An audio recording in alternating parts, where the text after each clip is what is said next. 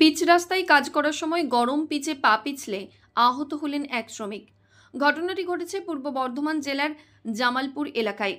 জানা যায়, জামালপুর থানার অন্তর্গত ইটলা এলাকায় রাস্তা তৈরির কাজ চলছিল, আর সেখানেই গরম পিচের মধ্যে কাজ করতে গিয়ে পড়ে যান এক শ্রমিক। দগ্ধ হন ওই শ্রমিক। এরপরে স্থানীয় মানুষজন ও তার সহকর্মীরা তাকে উদ্ধার করে জামালপুর ব্লক প্রাথমিক স্বাস্থ্য কেন্দ্রে নিয়ে আসেন চিকিৎসার জন্য।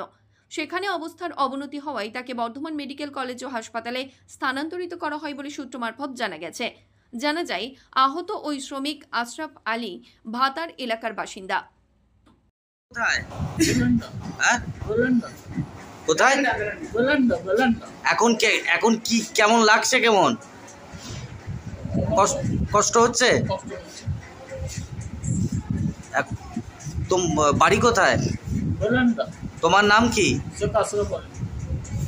সুরপ আলী, শেখ আশরাফ আলী। মৃত্যুঞ্জয় যশের রিপোর্ট, সংবাদ আজকে নিউজ।